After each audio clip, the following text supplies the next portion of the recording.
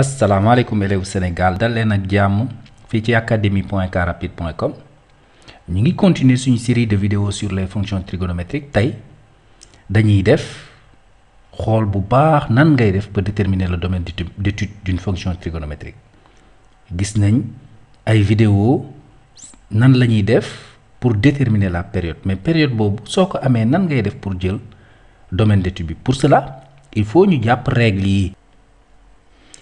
Règle bi may njëkk a jël mooy si f est périodique de période t ou bien f est t périodique alors on peut l'étudier sur un intervalle de longueur t. Je rappelle que si ñu amee un intervalle AB ou AB ouvert ou AB semi-ouvert, la longueur de l'intervalle AB ce n'est rien d'autre que b moins a.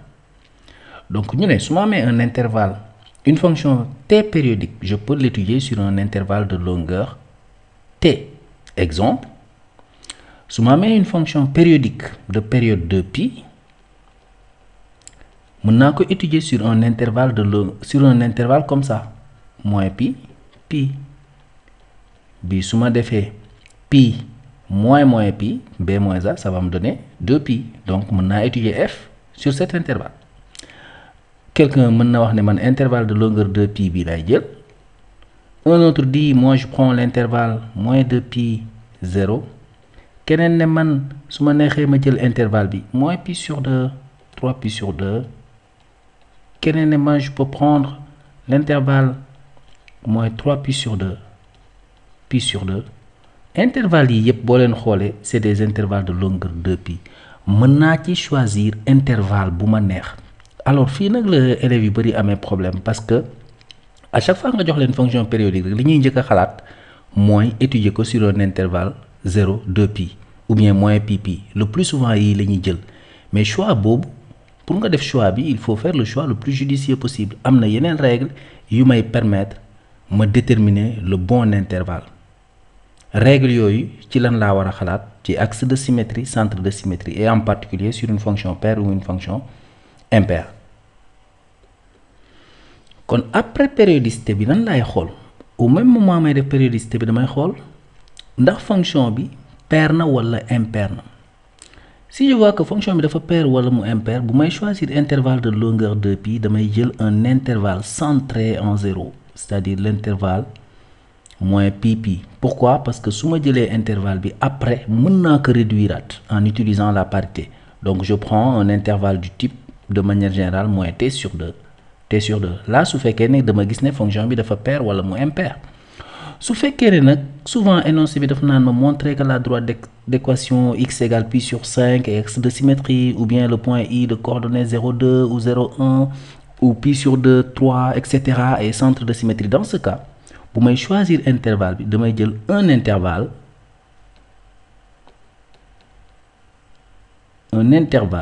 centré en A pardon. Un intervalle centré en A. Loolu c'est la même chose bu fekkee dama am que le point I parfois damay am le point I de coordonnées AB et centre de symétrie.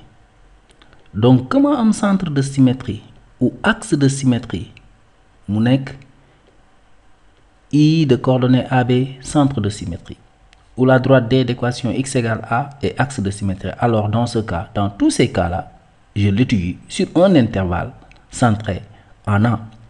Pourquoi? Parce que après damay def uniquement axe symétrie pour obtenir l'autre intervalle.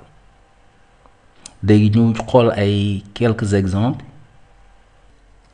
Suñu exemple baa ngi ni ñu soit f de x égale sinus x. Je commence toujours par des exemples très simples. Montrer que la droite D d'équation x égale pi sur 2 et axe de symétrie pour CF, puis justifier le choix de I égale 0 pi sur 2 comme intervalle d'étude de f. Donc cas yi boo ko amee nan nga koy def. Alors on va démontrer d'abord l'axe de symétrie. Jàppoon nañ ne la droite d'équation x égale a et axe de symétrie si et seulement si f de 2a moins x égale f de x.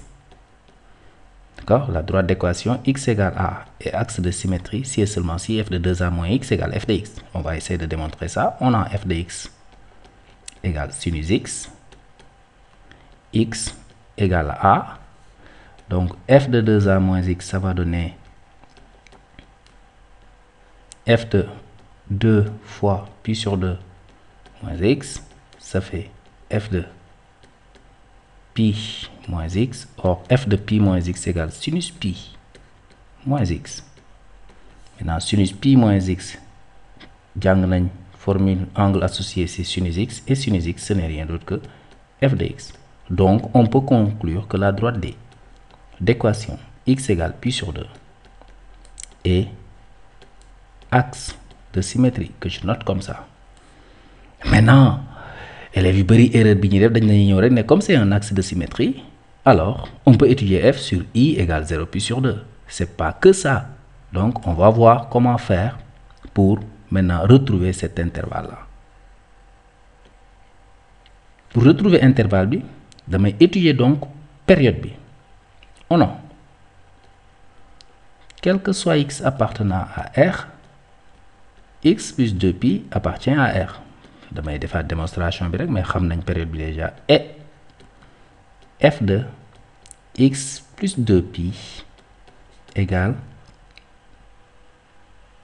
sinus de x plus 2pi égale sinus de x, et ça c'est égal à f de x. Donc f de pi périodique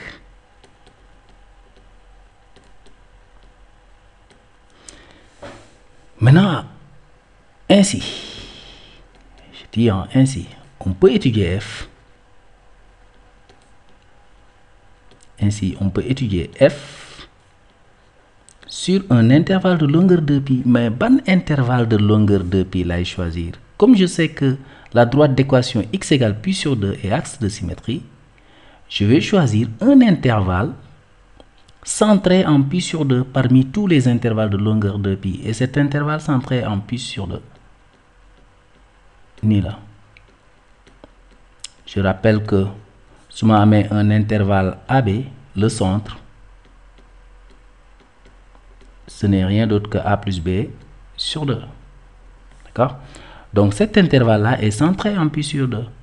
Mais comme la droite d'équation x égale pi sur 2 est axe de symétrie, on peut étudier f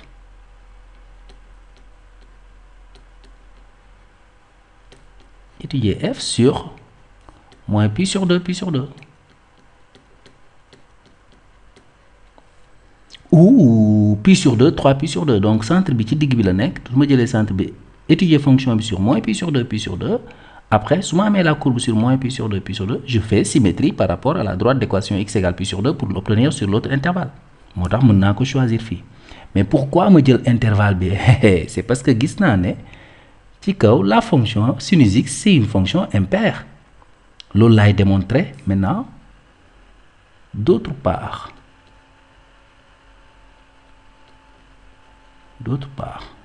je sais pas dans d'autre part am na s, mais bon, je mets comme ça. D'autre part, quel que soit x appartenant à moins pi sur 2, moins x aussi appartient à cet intervalle, moins pi sur 2, pi sur 2. Et f de moins x est égal à sinus de moins x. Et sinus de moins x, on sait que c'est moins sinus x. Et moins sinus x, c'est moins f de x. Donc, f est impair. La fonction f est impaire. Par conséquent,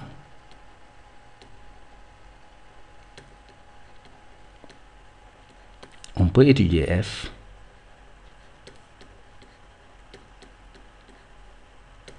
sur 0 pi sur 2. Voilà li ñu war a def pour montrer, justifier le choix de cet intervalle-là.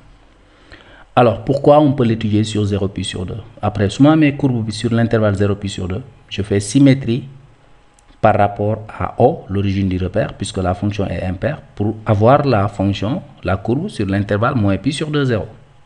Lolu parité bi mom koy jox. Maintenant, une fois que ma am ko sur moins pi sur 2, 0, du fait que la droite d'équation x égale pi sur 2 et axe de symétrie, je peux l'avoir sur l'intervalle aussi pi sur 2, 3 pi sur 2, ce qui me donne tout cet intervalle-là. Une fois que je am que sur cet intervalle-là, maintenant j'utilise la période, tracer courbe bi en faisant des translations de vecteurs 2KI, mooy translation successive yi ñuy def pour une fonction périodique. Voilà bi mooy exemple simple sur la fonction sinus. Mën nañ joxe d'autres exemples si vidéo di ñëw si cas rapide.